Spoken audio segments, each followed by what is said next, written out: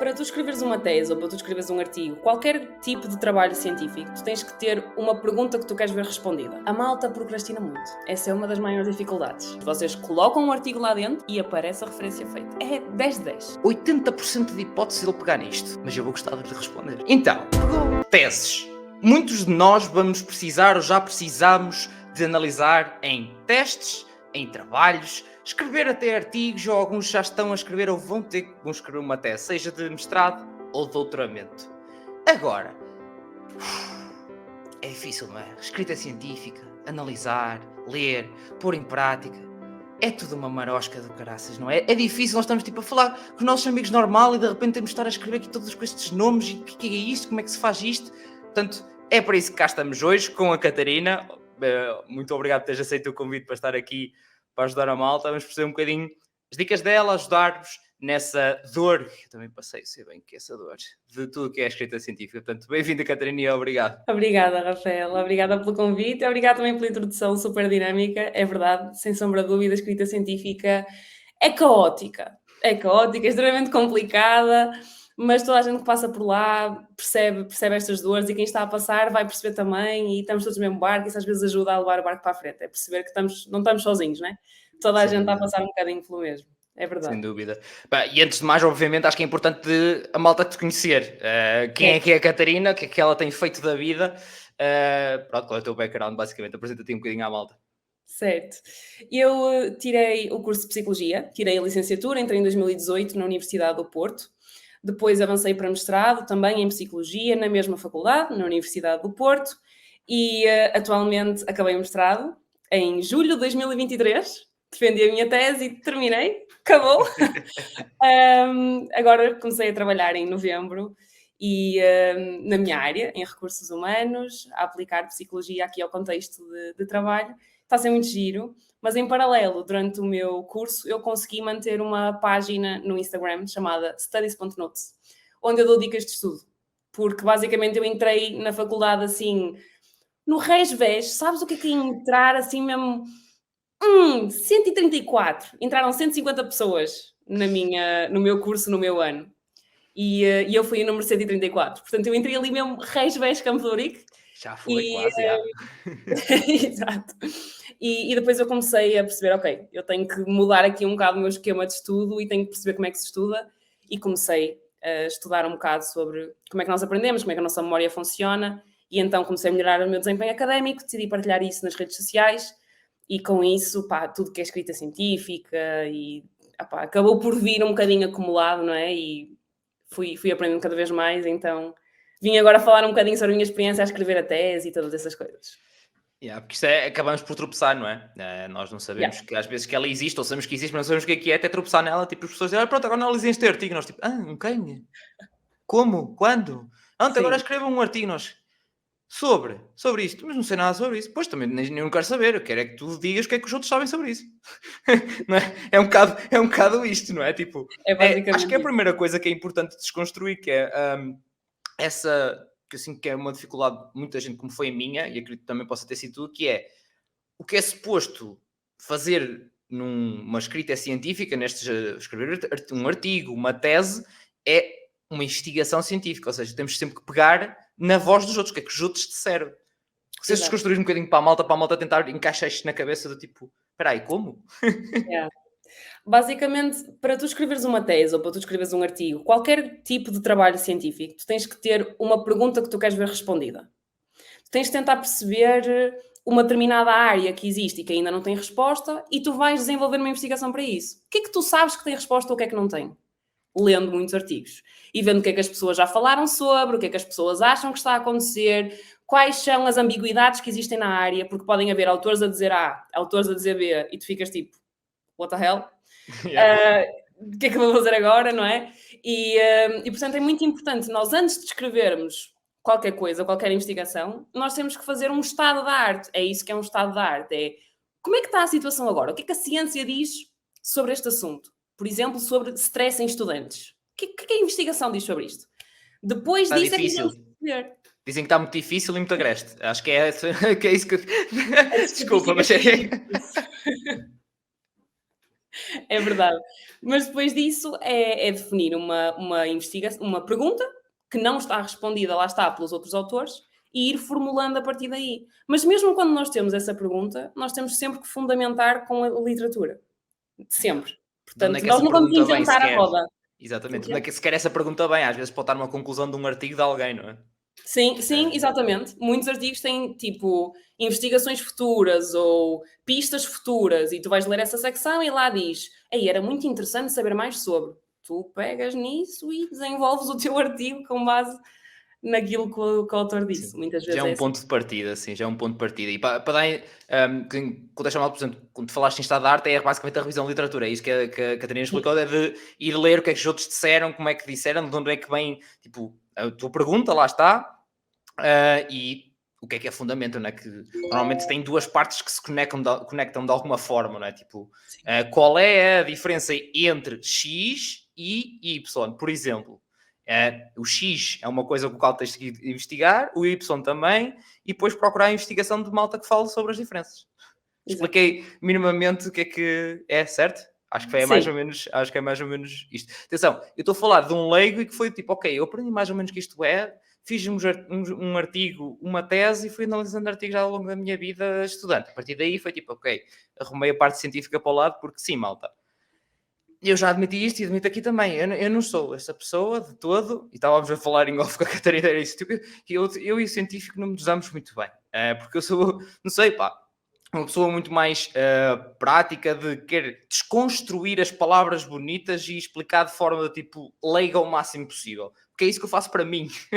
É que a questão é isso que eu faço para mim na minha cabeça. Então, para mim, depois ter que fazer isso e escrever isso, e depois uma cena que me custa imenso, que é eu não poder dar o meu cunho, pá. Estamos muito a falar do que é que os outros falaram. Também não te custou muito isto. é assim, eu estava muito habituada já, porque ao longo da licenciatura nós já fomos fazendo vários trabalhos assim. Mas, já, não podes escrever "eu acho", de maneira nenhuma, mas é que nem em sonhos tu podes pensar nisso. Ou "eu considero", não sei o quê. Não, tu não consideras nada porque tu não tens voz. Tu não és ninguém na ciência para considerar nada. Tu tens alguma teoria em teu nome? Não tens, então tu não consideras nada. Tu só copias e colas o que os outros dizem. Mas também não pode ser copiar e colar, atenção, porque senão é plágio.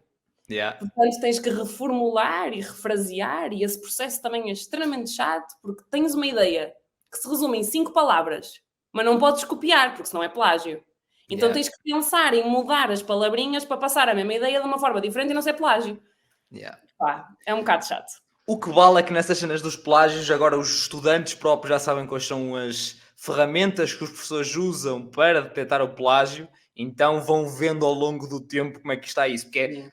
pá, é o que a Catarina está a dizer, é verdade, tipo, é uma coisa que a gente tem que ter sempre na cabeça, fazer a investigação para depois, ok, agora ele disse isto, agora aquele disse aquele outro, mas há coisas que não dá, tipo, às vezes é tipo, coisas que eu vou tirar o sentido disto. Se eu reformular Sim. completamente esta frase para tentar explicar, vai perder o total sentido. E às vezes é tipo, ok, é uma quote ou não sei o quê, mas isso também é detectado como plágio. Então até há uma percentagem mínima para a malta saber. Normalmente os professores, se não dizem, perguntem-lhes qual é a percentagem mínima. É a minha dica. Mas normalmente há também uma percentagem lá está mínima que se pode ter, porque eles sabem disso. Que Sim. fica esta dica. Eles também escrevem artigos, se vocês sabem, muitas vezes eles pedem-nos para fazer artigos, porque eles têm que ter artigos com o nome deles. Não sei se vocês sabem, por causa da A3S, que eu já falei aqui várias vezes, que depois vai avaliar os cursos, a escola, etc. Eles têm que cumprir com certos requisitos de escrita de artigos, de teses, de ir a conferências, de isto e tudo um par de botas. Portanto, por isso é que há professores às vezes que metem tipo uma cadeira em que o que tens de fazer para fazer a cadeira é todos os alunos têm que fazer um artigo. Yeah. E o nome dele está lá. Yeah. E mesmo que não seja publicado, vai a divulgações científicas, por exemplo, fazer um póster de um tamanho A0, com um resumo ali do artigo, vais apresentar numa convenção qualquer, o nome do professor está lá e isso também conta. Já Então, está yeah. lá.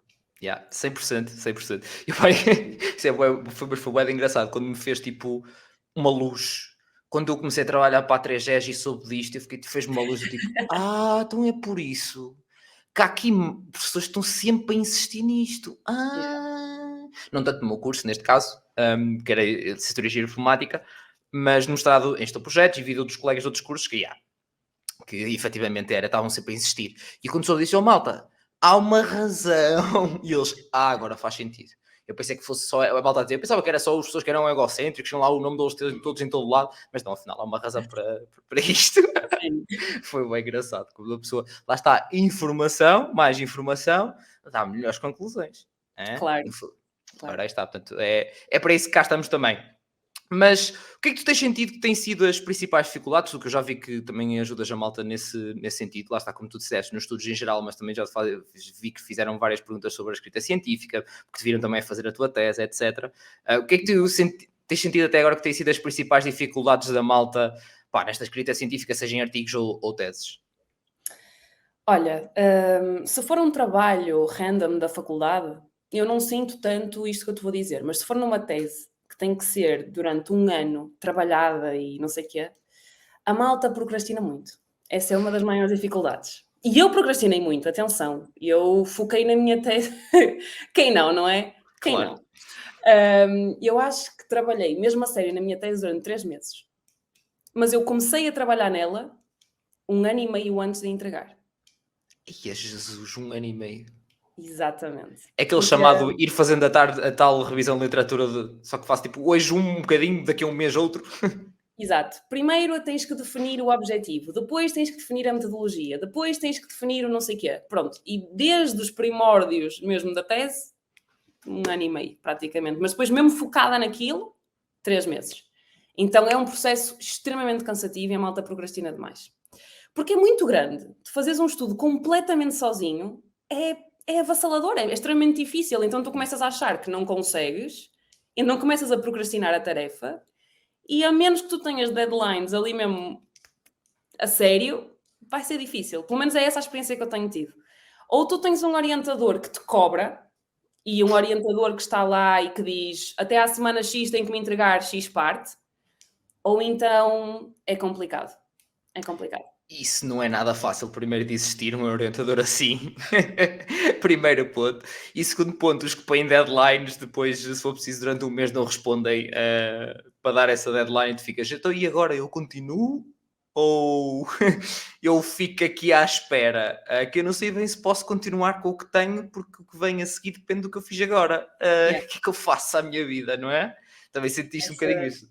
Sim, essa é definitivamente outra dificuldade, mas que nós não podemos controlar enquanto estudantes, que é o orientador. Eu até costumo dizer, na verdade, que quando nós estamos no processo da tese, é mais importante, na minha opinião, que vale, não é? Mas é mais importante nós escolhermos um bom orientador, um orientador que nós falamos com colegas mais velhos e que sabemos que dá feedback e que sabemos que responde e que sabemos que está lá e que te recomenda literatura e não sei o quê, um orientador mesmo bom, do que escolher um tópico que tu amas. Opa, é importante ter um tópico que tu tens interesse, vais estar um ano a trabalhar nele, pelo menos. Mas, se tu escolheres um tópico que tu amas e um orientador que não está lá, Bem-vindo à minha vida. Essa foi a definição da minha tese. Foi até ao ponto de eu já não querer olhar para aquele tópico, já não querer saber daquele tópico. Exato, nós estragamos o nosso sentimento com aquele tópico. Foi completamente isso. Eu, neste caso, a minha escolha foi porque eu já conhecia a pessoa de outras viagens dentro da faculdade, outras coisas que eu andei metido a fazer, já conhecia a pessoa, mas que não conhecia nesta vertente de trabalho e a sério. Por E isso é que é extremamente depois, importante falar com estudantes mais velhos. Sem dúvida. Houve uma coisa ou outra que eu ouvi e que não liguei, que pensei, opá, mas comigo sempre foi fixe, está-se bem, tranquilo, acho que dá para... Só que depois, um bocado foi muito difícil de a coisa avançar. Mas lá está, como tu disseste, a questão das deadlines. Existem deadlines, tu soas, não dormes e cumpres as deadlines, Exato. e depois estás 2 ou 3 meses já à espera, e chegas ao final de 2 ou 3 meses, recebes, finalmente, depois de insistir 30 vezes, que isso é importante, é a única coisa que nós podemos fazer, é ser chatos. Sim. Acho que efetivamente pensam que estão a ser chatos, façam mais que não estão a ser suficiente, porque senão não receberam a resposta. É o que eu tenho a dizer. Ainda não foram o suficiente chatos se não receberam a resposta. Mas ao fim dos 2, 3 meses haver resposta e a resposta incluir, então, só agora que eu recebi isto, tipo, como assim só agora que recebeu isto? Pronto, Yeah. é difícil de lidar com estas coisas, não é? Mas é uma daquelas coisas que, tal como há pouco tempo lancei um vídeo onde eu passo a técnica que eu comecei a usar desde a licenciatura, só que nunca lhe tinha dado um nome. E agora encontrei um nome fixe para ela, basicamente, que é olhar para o professor como um cliente.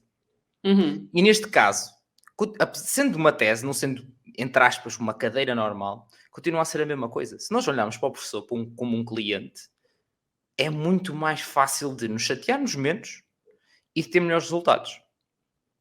Porque, tal como numa cadeira, nós temos a matéria é a mesma, mas a interpretação do professor é diferente e a maneira como a vai avaliar é diferente. Portanto, se Uhum. ele diz que quer que faça um trabalho com 12 páginas, se eu fizer 15, não estou a ir ao encontro do que ele quer.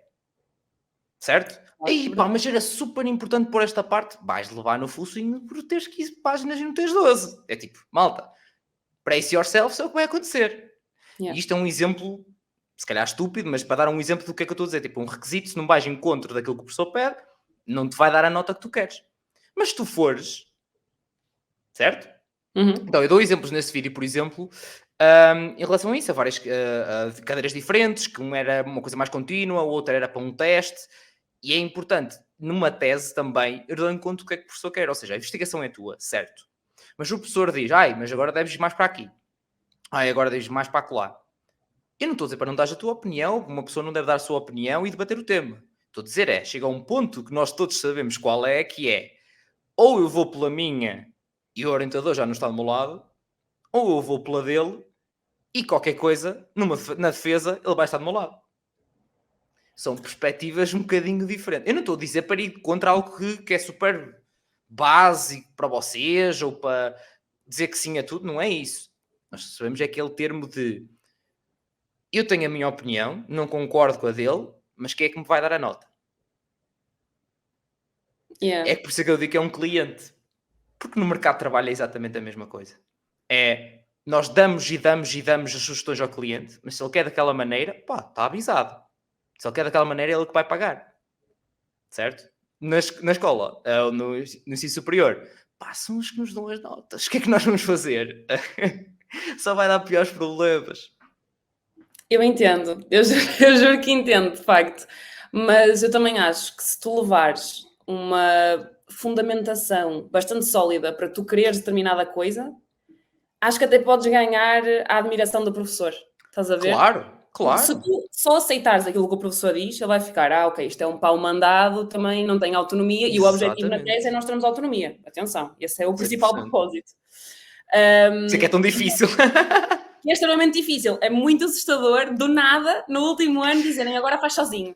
E depois vês toda a gente num ponto diferente, o que também é extremamente assustador. Tu queres olhar Yeah. para o lado a tentar perceber o quão mal tu estás e percebes que alguém está 20 passos à frente, alguém está 5 atrás, alguém está ao teu lado, alguém está 10 à frente, e é extremamente estranho lidar com isto, porque torna o processo muito solitário. Então é Yeah. muito complicado. E aí, olha, aí por acaso, e há bocado estávamos a falar disso, de questão de ficar muito sozinho, uma das coisas que ajuda, que eu vi isso acontecer com outros colegas e comigo, é pessoas que estejam a fazer a tese, Juntar. mesmo que não estejam, exatamente, juntar-se com eles, mesmo que não estejam a fazer, não seja no teu mestrado, que não tenha nada a ver, tipo, mas estarem juntos a fazê-lo, Yeah. ajuda bastante. Eu vi isso com muita malta. Eu, na altura, por exemplo, fiz isso, e tal malta que, tal como eu, já trabalhava e que estava a fazer o mestrado, um, e ajudou, porque então é que deixei andar, meu Deus. Mas aquilo que estavas a dizer é verdade, é isso, tem que haver esse equilíbrio. Obviamente que não é só chegar lá, tipo, dar e acabou e calei, isso não te vai dar espírito crítico para o mercado de trabalho, que é super importante. Um exemplo Claro. clássico. Agora, chega a um ponto de pá, o que é que eu vou fazer? Vou-me chatear, vou tentar arranjar outro orientador, que pode ser um caso, pode ser necessário. Agora, há coisas que é tipo, ok, está bem. É aquela fase difícil de largar o orgulho às vezes, que é normal, todos temos, não é a fase de só Paulo mandado, obviamente, e fizeste muito bem a referir isso, hum, mas acho que há um equilíbrio que nós conseguimos ir em encontro e ser tipo como se fosse um cliente. E ainda melhor, escavem e peçam ajuda ao orientador para escavar, porque eles estão nesse processo de saber quem é, como é que funciona, do arguete. Ah. Epá, isso é tão, mas tão importante. Como é que foi esse teu processo? Sabias alguma coisa de quem era, como é que era, o que é que podias esperar? Eu Como é não que tinha foi esse? noção de quem era o arguento. Tipo, eu não sabia a cara da pessoa. E isto foi extremamente ansiogénico, porque na minha faculdade, eu não sei como é que era na tua e não sei como é que é no geral, mas na minha faculdade é muito comum os professores que são orientadores pedirem a professores de dentro da faculdade para irem arguir o trabalho. Ou É não, muito neste raro. caso. Diz isto? Sim, ias dizer que era muito raro de ser de fora, é isso que ias dizer. Exato, exato. Mas no meu caso foi fora.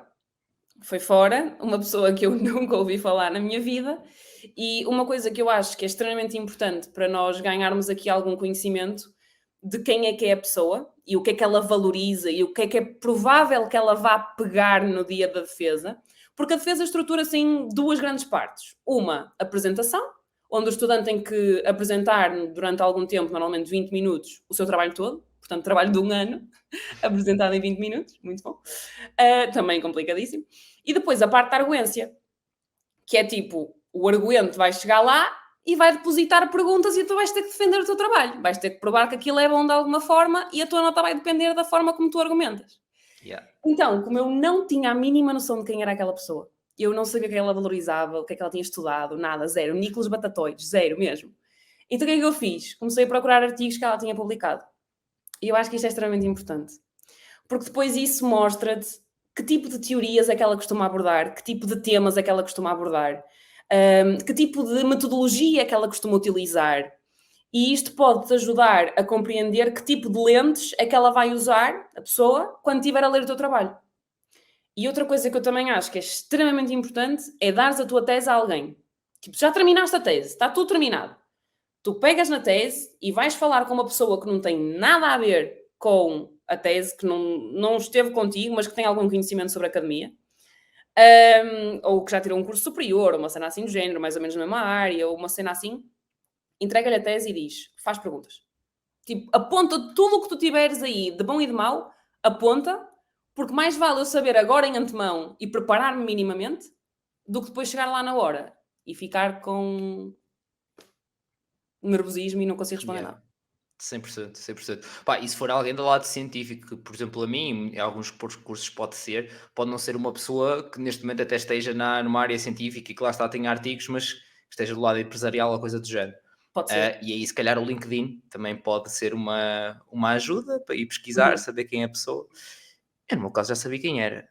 Assim que eu soube o nome, já sabia quem era. Que bom. Novamente, de outras andanças.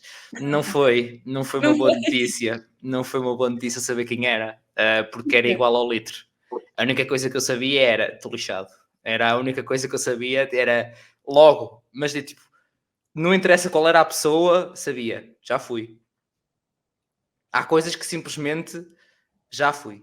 É 100%. Só não sei o que é que ele vai pegar. Mas vai-me pegar em 2 ou 3 coisas e já fui. Uma coisa que é, que eu melhorei muito, muito, muito isto em 3 depois sim superior, é a capacidade emocional, de reação, não só da argumentação, obviamente, e do espírito crítico e não sei o quê. Mas essa questão de, ok, não vai ser nada fácil, mas eu vou à luta.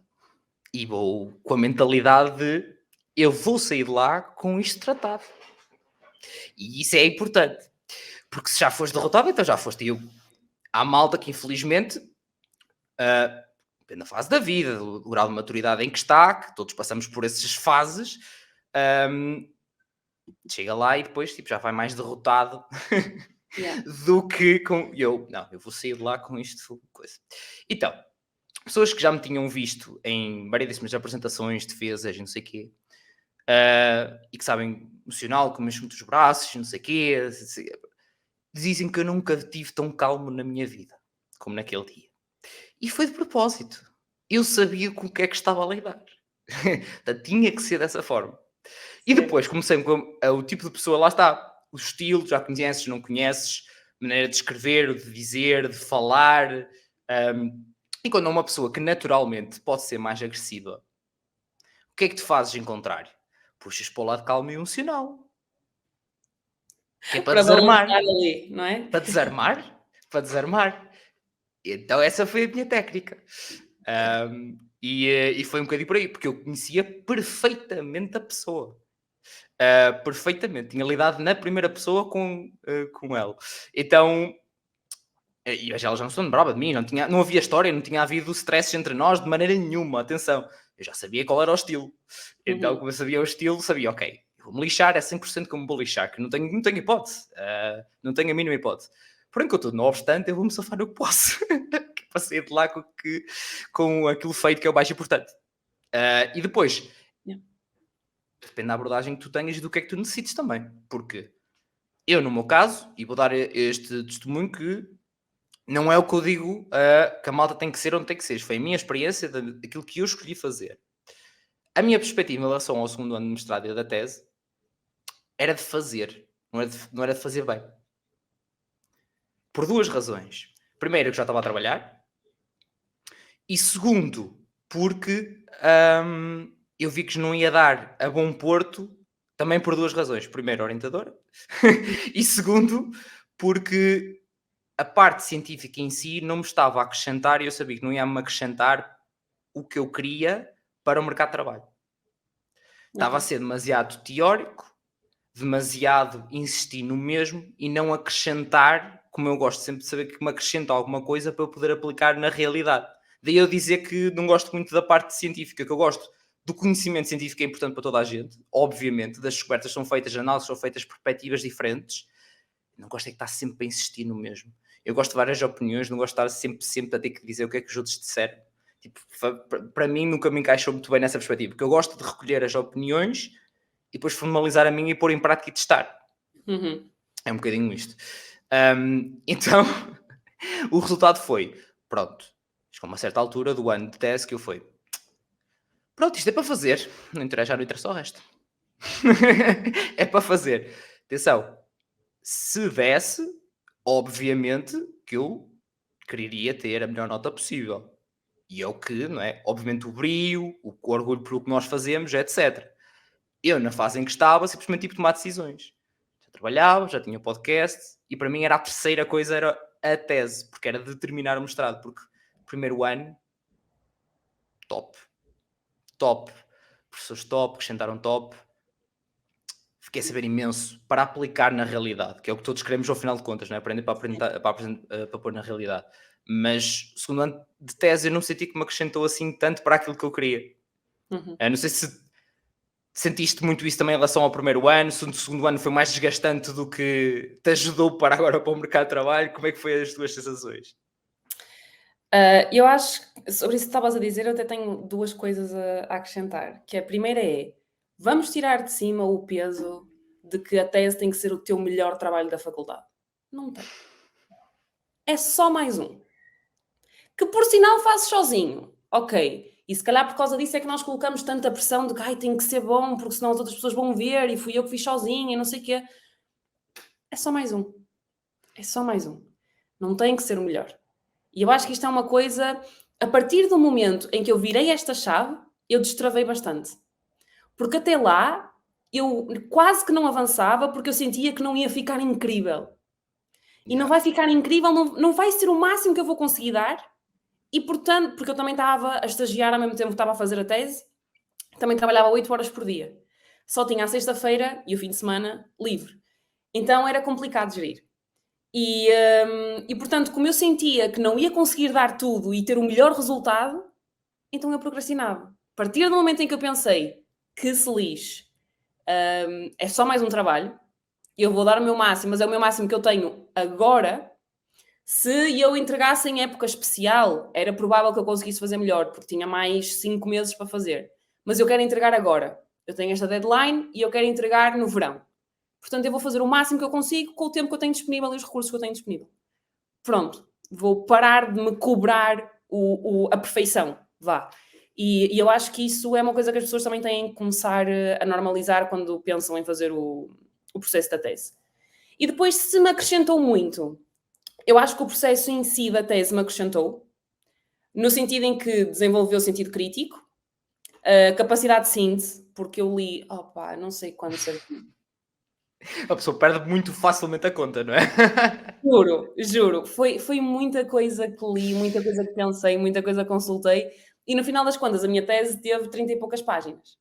porque era a obrigatoriedade, a tese não podia ter mais do que aquele limite de palavras. Pois, também existe, malta. Já agora ficou desde que a malta passou de não saber que aquilo é tipo infinito. Eu vou chegar a 150, eu vou escrever para lá. Não, malta, nem sempre é bem assim. Eles põem um limite normalmente, porque guess what, eles têm que ler e não vai ser a única tese que eles vão ter que ler. Verdade, verdade. E a tese de doutoramento normalmente tem muitas páginas. E também são muitos anos de investigação, atenção. Certo. Agora, uma dissertação de mestrado tem um limite de páginas, normalmente 30, 40. Não passa disso. Não passa disso. E, portanto, eu sinto que o processo da tese em si me agregou maturidade nisto de sentido crítico, capacidade de síntese, poder de argumentação, todas essas coisas. E deu uma autonomia também para ir atrás, tomar decisões e ser capaz de seguir aquela decisão. Eu tenho várias opções diferentes. Eu vou escolher esta. Porquê que eu vou escolher esta? Por causa disto? Então eu vou seguir. E eu tinha muita dificuldade em tomar esta decisão. Então sinto que a tese foi um processo que me ajudou nesse sentido. Mas a nível de prática, a nível de conhecimento, opa, é tão específico, estás a ver, que quando tu tentas aplicar isso a outros contextos, não dá. Portanto, tiramos as soft skills daqui do processo da tese, tiramos as soft skills muitas vezes. Yeah. E eu sinto, bué, que também, tipo, o trauma que nós levamos faz com que a gente fique, tipo... Entendo. Eu já nem sequer ouvi falar sobre isto. Já nem quero ouvir falar sobre este tema. Menos durante os tempos. Portanto, mas é engraçado que retiraste muito bem as soft skills que se pode ganhar aí. Pá, Yeah. eu pronto, tive a oportunidade de fazer outras coisas já antes que já me deram... Obrigaram-me a ter que fazer tudo isso. Desde o segundo ano da faculdade, neste caso, malta posso não saber, desde o segundo ano, final do primeiro, início do segundo, nível de empreendedorismo, mais variados projetos, academias de inovação, de empreendedorismo, pá, a bem ou mal uma pessoa, lá está. É 3.000 a hora sempre para tomar decisões de negócio para aqui, para lá, investigar isto, aquilo, tomar decisões, siga. Mas percebo perfeitamente o que é que dizes e é numa perspectiva também diferente, portanto, acho que é uma perspectiva excelente para passar à malta de que é que também conseguem retirar por aí e quando é que vão ter que tomar também essas decisões que lá está, todas estas não são nada fáceis. Eu identifiquei-me bué com isso, estavas a dizer que tipo, chegou uma altura que uma pessoa teve que fazer aquele clique de pá, tem que ser.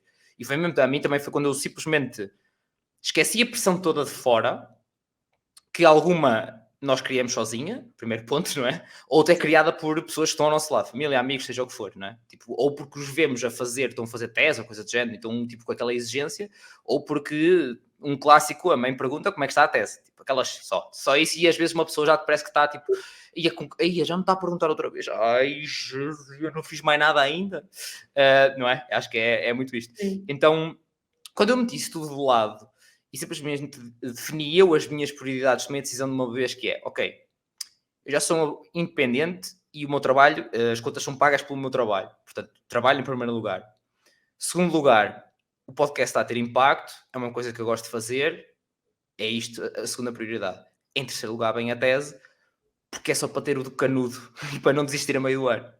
Entendo. Foi literalmente isto.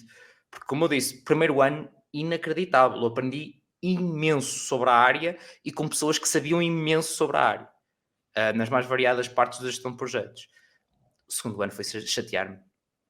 Foi isto que aconteceu. São escolhas. No fundo, são escolhas. Nem toda a gente tem que ter uma predisposição para a veia académica. E se uma pessoa quer seguir o caminho académico, então sim, tem que se aplicar na tese, tem que fazer um bom trabalho, tem que demorar o tempo que demorar, tem que ficar bom, porque se a pessoa quer seguir investigação, é por ali o caminho dela. É aquilo que vai ter que fazer, não é? Portanto, se não gostar ali, não vai gostar a seguir, não é? Exato. Agora, se a pessoa quer mercado de trabalho, são escolhas que tem que fazer. Até hoje nunca ninguém me perguntou quanto é que eu tive na tese. Não sei. Portanto, pronto.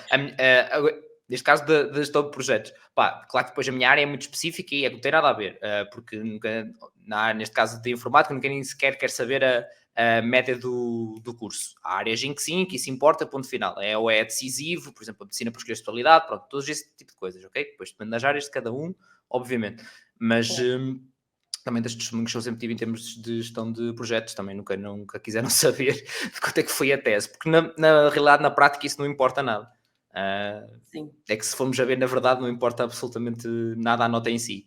Porque toda a gente que, cada vez mais, acho que é isso que eu sinto, a consciencialização de quem está do outro lado, vê que eu também já passei por lá e há muitas coisas ali que podem acontecer e fazer com que uma pessoa que se calhar com um outro orientador, numa outra fase da vida, com outro tema, com, não sei, 500 mil coisas, tinha um 18 e teve um 12.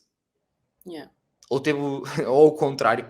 Portanto, não é o contexto específico de uma tese que vai revelar como é que tu vais ser no mercado de trabalho. Porque são contextos completamente diferentes. Contexto de investigação e contexto de trabalho são completamente diferentes. Nem sequer se comparam, acho eu. 100%.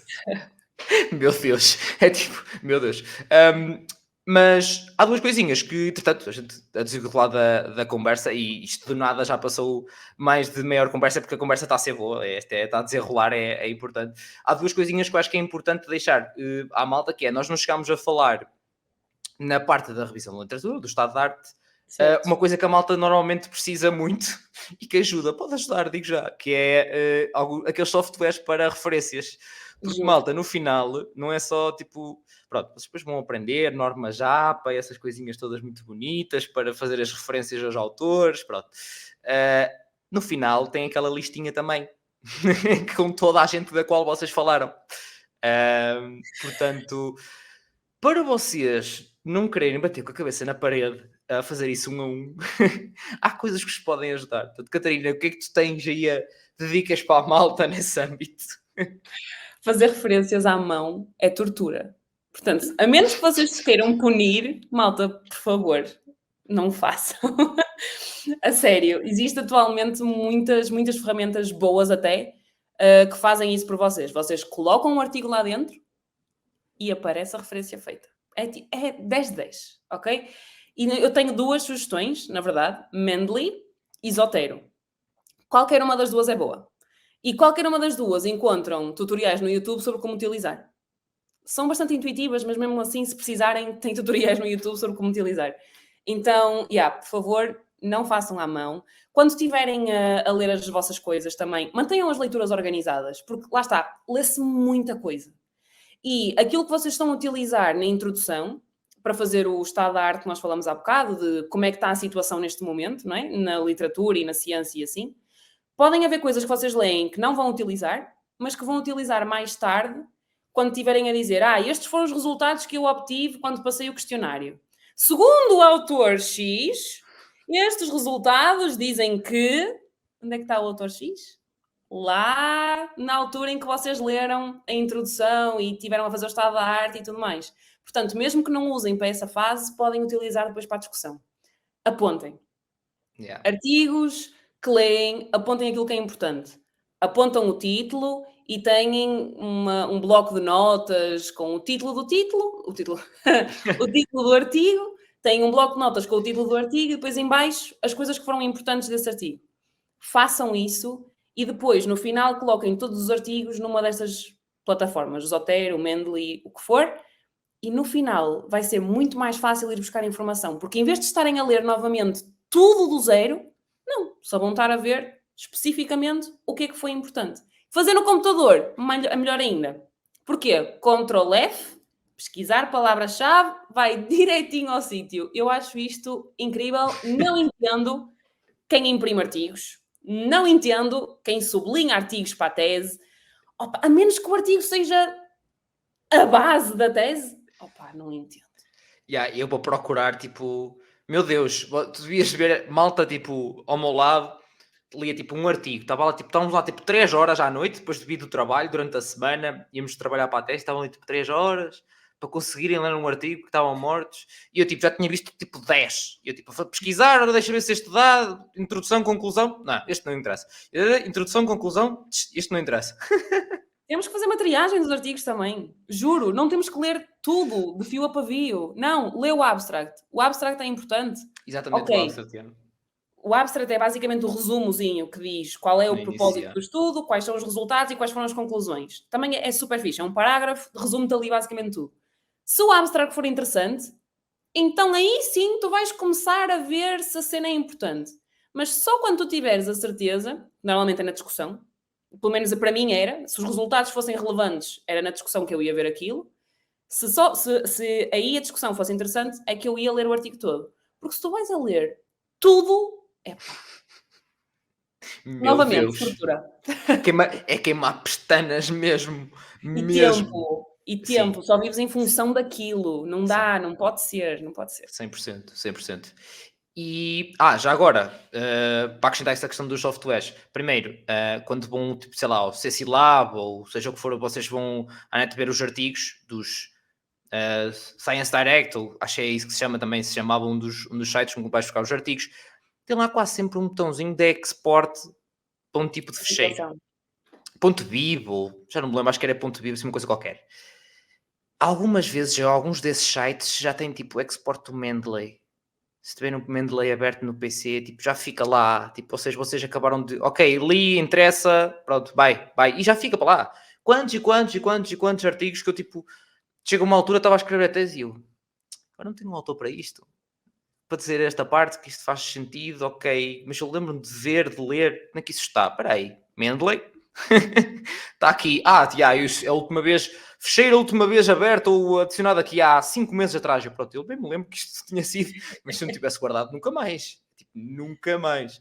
Yeah. Portanto, sem dúvida que é importante. Acrescento aqui uma coisa que eu utilizei, por acaso utilizei para o meu relatório de estágio na altura, por recomendação do meu orientador na altura. E sim, foi um orientador. Saudades. E depois, por acaso não utilizei na tese, porque opá, aquela cena foi tão... o desespero que eu nem sei, depois nem sequer fui por aí, que é a linguagem LaTeX, que escreve-se LaTeX, mas é LaTeX. E há uma cena online que dá para fazer isso, que é o Overleaf, e depois tem, através da linguagem LaTeX, que aqui se faz. Tipo, a malta assusta-se logo no Overlinguagem, parece que é uma grande programação, não é? Basicamente, o que é que aquilo tem, tipo, existe um guia básico de isto corresponde a isto, mas o básico daquilo é, tu consegues adicionar também, tens tipo um fecheiro com as referências, e a partir daí é com números e tu consegues, no fecheiro principal onde estás a escrever a tese, meter do tipo barra qualquer coisa. E é tipo, vamos imaginar que era assim, que eu não sei de cor já, mas barra título 1. Pronto, e já sabes que é o título grande. E aquilo automaticamente está-te a pôr no fecheiro como o título grande. E agora, não sei o quê, ok, o artigo era deste autor e tu vai-te buscar ao fecheiro dos artigos como se fosse buscar ao Mendeley. E a integração para é adicionar aqui, ok, e ele vai-te buscar a forma correta que tu defines antes de começar todo o trabalho, ok, norma Japa, ele automaticamente mete a referência correta e chegas ao fim de tudo, e não fizeste mais nada, ao fim de tudo, do fecheiro todo, escreveste tudo, referências bibliográficas, é só chegar lá e meter tipo um barra bib ou coisa assim do género e ele imprime as referências bibliográficas todas que tu usaste. Que Ou nice. seja, vai buscar um bocado de aquilo que se calhar tem um bocadinho mais automatizado no Mendeley, coisa do género, mas tu vais acompanhando e também te imprime as coisinhas direitinhas. Ou seja, é uma perspectiva simplesmente diferente. Se alguém tiver curiosidade, escreve-se LaTeX, mas é LaTeX, a linguagem, e conseguem usar isso online através do site do Overleaf, que eu utilizei neste caso para o estágio. E isso, por acaso, foi uma cena que logo assim que eu comecei a escrever o relatório, o meu orientador disse-me logo, olha, eu até dou aqui workshops disto na universidade, usa isto por amor de Deus. Está aqui o PDF que eu dou nos workshops, está aqui tudo a ensinar, por favor usa isto, para uma pessoa não se ter que chatear com formatações do Word, sim, porque aquilo formata-te sozinho, tu defines quanto é que queres das margens, disto e não sei daquilo, todos aqueles stresses. Nice. Yeah. Foi por isso que ele disse logo, olha, eu nem sequer tenho que taturar com isso, ele não disse com estas palavras, eu nem sequer tenho que taturar com essas coisas, depois estás com stresses de formatações, isto aqui é fácil, simples e eficaz. Vai que é teu, vai que tu bates bem, usa isto. Então, portanto, fica esta recomendação também para quem tiver interesse. Mais coisinhas. Entretanto, falámos de apresentações. Acho que já demos mais algumas... Já acabámos por dar algumas dicas. Mas, em concreto, tens mais alguma coisa que tu achas importante em termos da sistematização do que é que vais dizer e apresentar numa tese? Falámos, se calhar, mais um bocadinho mais na análise do argumento e não sei o quê. Mas, em termos da apresentação em si, tens algumas dicas para a malta? Eu acho que fazer a apresentação é extremamente difícil, porque lá está, tens que resumir muitas páginas em pouquíssimos slides e em pouquíssimo tempo, e portanto, selecionar a informação que é importante é mesmo complicada. Mas aquilo que eu diria, assim como dicas principais, é foquem a vossa apresentação, ou a maior parte do tempo da vossa apresentação, nos resultados, na discussão e na conclusão. A introdução é mesmo só uma introdução. Não gastem mais do que 4 slides na introdução. Depois avançar para a metodologia, falar o que é necessário para compreender mais ou menos o procedimento que vocês usaram e depois foco nos resultados. Porque aquilo é sobre a vossa tese. Aquilo é sobre aquilo que vocês fizeram depois de lerem a bibliografia e como é que aquilo que vocês fizeram é relevante. Porque é que aquilo está a contribuir de alguma forma para a academia, para a ciência e essas coisas todas. Então, aquilo que nós devemos focar definitivamente quando estamos a fazer uma apresentação de uma tese, resultados, discussão e conclusão. Temos que ter a introdução, mas sempre considerando que deve ser mais breve. E também uma coisa que eu acho que é muito importante nós dizermos à malta que nos está a ouvir é, se vocês chegaram ao momento da apresentação, então é porque a vossa tese está boa o suficiente para acabarem o curso. Ok? As pessoas panicam imenso, eu paniquei imenso também, no momento em que estava a preparar a minha defesa, porque ia ter pessoas a assistir, porque ia ter pessoas a fazer perguntas, porque podia embrulhar-me toda. E eu esqueci-me que, se eu cheguei até ali, é porque estava o suficiente para acabar. Portanto, se o objetivo for acabar, se chegaste até ali, top. Se o objetivo é ter uma excelente nota e tu tens imenso medo que o arguente faça uma pergunta que tu não sabes e coisas assim do género, tu vais dizer, de facto, tem toda a razão, essa pergunta é extremamente pertinente, não me cruzei com ela em nenhum momento do processo de desenvolvimento da minha tese, mas vou considerar para eventuais publicações futuras. Estão a ver que lindo? Que coisa maravilhosa! Mostra a humildade aqui da pessoa, mostra interesse em melhorar aqui também, aceita o feedback. Opá, é 10 de 10. É isso. Começar a tirar 100%. um bocadinho o peso, não é? 100%. É tipo, eu só adicionava uma coisinha antes disso, que é obrigado Então. pela sua pergunta. Ah, sim, mas isso é logo no início. Logo no início. A primeira coisa que nós temos que dizer Logo. muito obrigada pela análise e pelas perguntas. Logo. Eu aprendi isto no empreendedorismo com um rapaz, não só ele, mas principalmente ele, que era brasileiro. E eles têm aquele afeto, aquela amabilidade natural deles, e tu estás com aquela pressão de responder às perguntas que às vezes parece uma pessoa que se esquece de tomar pessoas do outro lado. Então uma pessoa vai aprendendo com os outros também, tipo, tal como eles às vezes me iam perguntar de, sei lá, como é que tu pensaste sequer que ele podia te fazer essa pergunta e estavas com tanta confiança a responder? Eu tipo, da maneira como eu investigo, penso nas várias perspectivas como aquilo pode surgir, e eu também me inspirei e perguntei-lhe sobre algumas técnicas que ele usava que eu achava interessantes, porque via que resultavam também. E era isso, uma dessas era, antes de mais, muito obrigado pela sua pergunta, ajuda-me a repensar e a conseguir desenvolver e ainda melhorar o meu projeto. É isto! É isso. Lindo, era lindo! E eu ficava tipo, tu não estás a falar para mim, eu estou derretido. Que ainda por cima com aquela amabilidade, com aquela alegria brasileira que os caracteriza bastante bem. Foi bastante giro de assistir, porque eu tive em 3, 4, 5 concursos onde ele também estava e era sempre igual. Eu, caraças, pá, este gajo está a conquistá-los pelo coração tão facilmente, pá. Era bastante fixe de analisar. Mas sim, esta questão é sem dúvida, e o resto já disseste e muito bem, não ter medo de dizer que não tinha pensado sobre isso.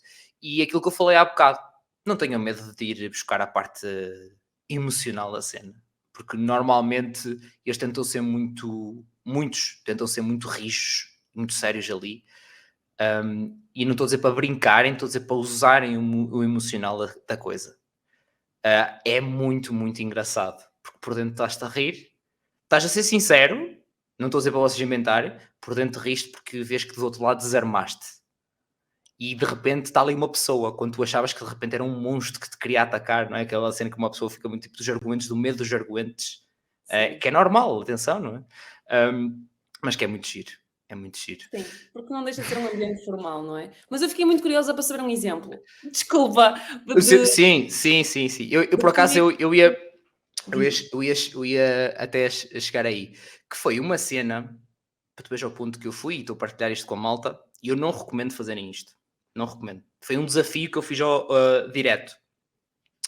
Que foi, eu agradeci a mim próprio nos agradecimentos. Uau! Fiz um move de Snoop Dogg. First of all, I would like to thank me, myself and I for not giving up. Tipo, foi um bocado Snoop Dogg move. Porquê?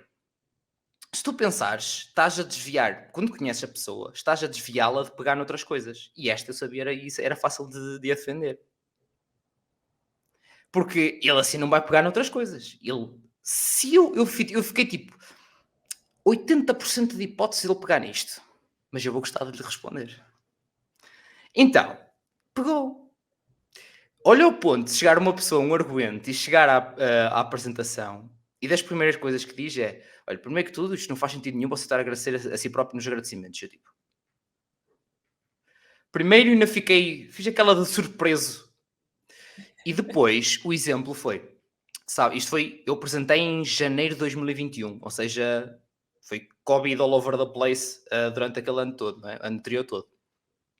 Sabe que não foi uma altura fácil para ninguém, certamente para si também não foi, e para mim também não foi. Eu trabalho, tenho outros projetos, também fiz a tese, todos passámos por momentos difíceis, todos estivemos em casa durante bastante tempo e familiares com problemas que felizmente eu não tive, mas alguns familiares infelizmente tiveram alguns problemas, alguns de nós perdemos pessoas, portanto acho que era importante realçar que eu não desisti no meio disto tudo e que foi super importante para mim o referir.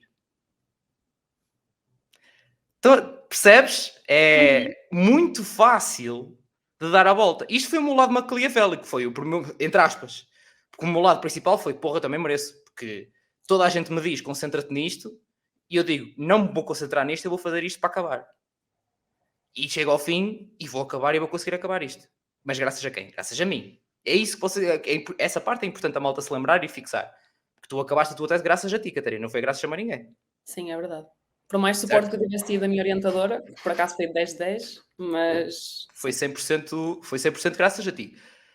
Eu não recomendo é porem isso lá. Atenção, eu acho que é completamente estúpido não o poderes pôr, mas eu não recomendo porem lá. Porque existe este estigma que eu já sabia que existia. Então eu usei-o para o desviar de outras coisas, porque eu sabia que a minha tese não estava por aí além, primeiro ponto. E segundo, para ver até onde é que ele ia. Mas isso fui eu a querer desafiar para tirar dali hipótese de ele pegar com outras coisas. E eu não disse isto e esta estratégia não passou pela minha orientadora, passou por mim. Passou por mim 100%. Portanto, eu não recomendo isto, continuo a dizer. Estou-vos a passar a experiência de como é que vocês conseguem lidar com estas coisas. E às vezes tocar na parte emocional pode ajudar. Tipo, isto foi um exemplo claro de como pegar, e era fácil de pegar na parte emocional.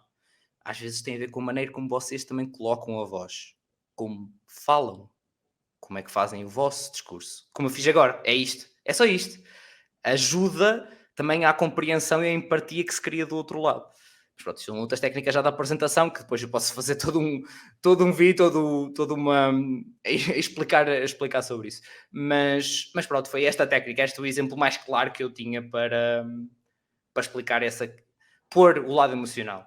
Mas não sei se já tinhas ouvido falar sobre este estigma de colocar no agradecimento a ti próprio. Não, nem ponderei fazê-lo, na verdade.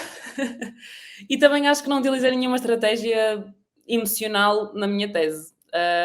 Eu tentei ir o mais preparada possível e isso, a mim, foi o que me ajudou a acalmar a ansiedade. Foi sentir que, ok, tudo o que eu podia fazer eu fiz. A minha apresentação está sabida, portanto, eu não vou para lá ler nem nada desse género. Vou mostrar que estou confiante e segura sobre o meu tema, o que também é muito importante acontecer na apresentação. Sem dúvida. E todas essas coisas eu levava muito controladas. Então, de alguma forma, eu preparei a minha apresentação mais nesse sentido. Nunca sequer ouvi falar nessa técnica de gestão emocional do público para mudar ali a forma como eles interpretavam aquilo que nós estávamos a dizer. Mas, opá, de facto, nesse caso faz sentido. Nessa foi na questão do Covid fez todo sentido. Sim, mas foi do no Empreendedores Go, aprendi tipo muito sobre isto mesmo, porque depende do tema, como colocas a voz, da maneira como fazes, que eu já fazia de mexer as mãos, mas melhorei de como fazer, tipo todas as técnicas da apresentação.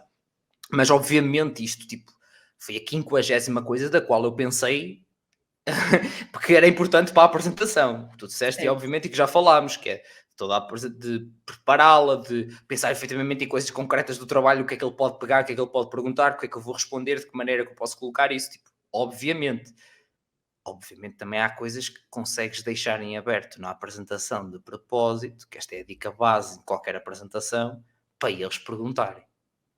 Isto foi na tese, mas na apresentação então, tipo, isto foi das cenas mais claras, das primeiras coisas que me ensinaram nas apresentações do empreendedorismo.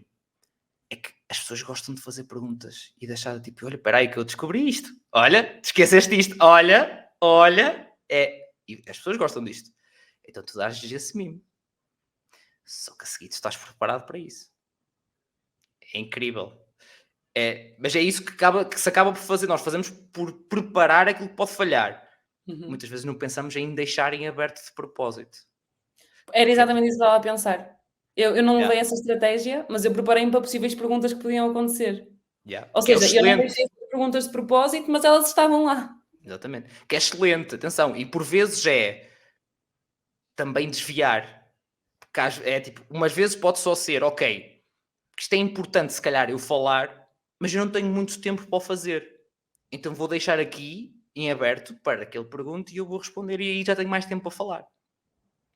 Outra coisa de estratégia pode ser do tipo, também incluir, como há bocado, que é tipo, eu não quero que ele tanto fale e vá pegar noutras coisas, então aqui logo mais para o meio início, deixo já isto em aberto, que assim ele aponta logo ali, está logo nas primeiras coisas que vai perguntar e eu como logo ali muito tempo. dá logo para gerir de outra forma. Portanto, todas aquelas estratégias de...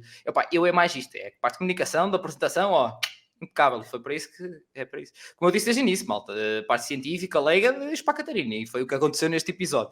O resto, ainda vou mandando uns bitites, e acima de tudo passando a experiência, que também foi muito importante de o fazer.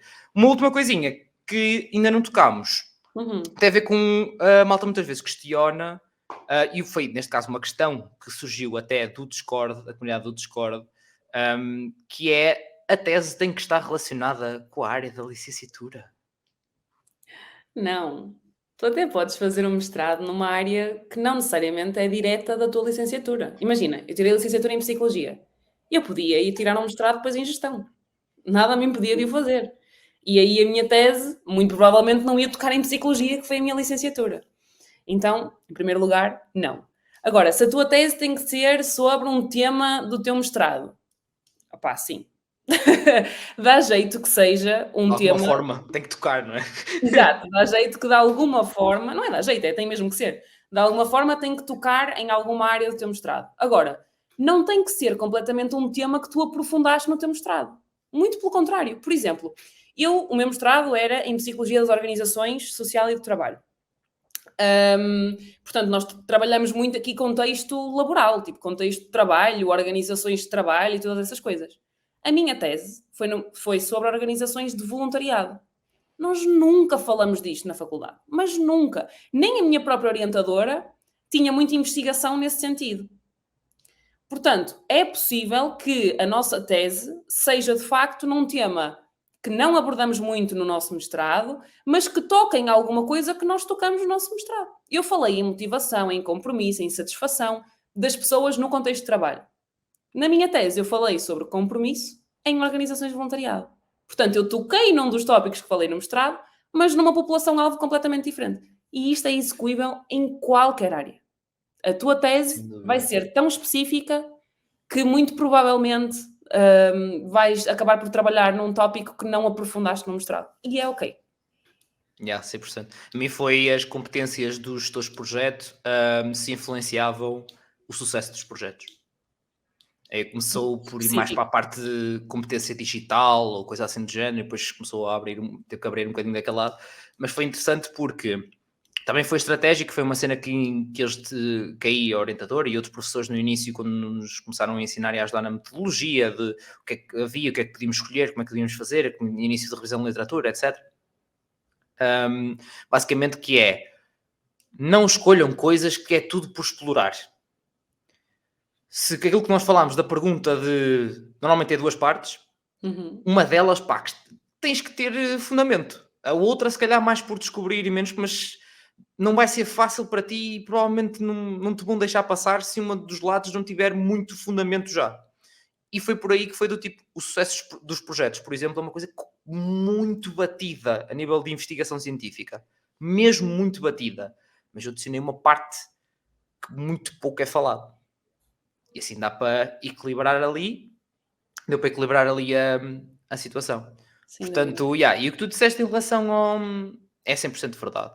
Pronto, acho que já deu para a malta já percebeu que eu não tem diretamente a ver, pode ou não ter a ver, que eu sei teologia informática, mestrado em gestão de projetos, podia ter continuado em engenharia informática, como podia ter, que é mais abrangente, como poderia ter ido mais específico, tipo cibersegurança, tipo a coisa assim do género.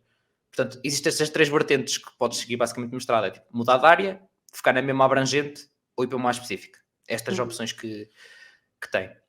Mas já falei nisso em vídeos passados. Portanto, é isto, malta. Espero que isto tenha mesmo ajudado. Muito obrigado, Catarina, de teres vindo aqui ajudar a maltinha com as tuas dicas. Continua a ajudar a malta, que isso é mesmo importante. Por acaso é um tema que é... Então, o tema específico então, da escrita científica é muito pouco falado mesmo. E como eu, na minha cabeça, de alguma forma, tentei arrumar com isso, né? Com o trauma, entre aspas.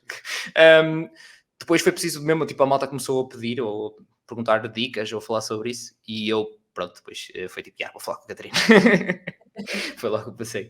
Portanto, obrigado mais uma vez. Maltinha, agora está a passar aqui um vídeo que o YouTube diz que acha que é interessante para vocês verem a seguir. Portanto, cliquem lá para ver se faz favor. Pode ser. Obrigado. Continuação de bom tempo. Obrigado, Catarina, mais uma vez e portem-se mal. Também é preciso. Um abraço.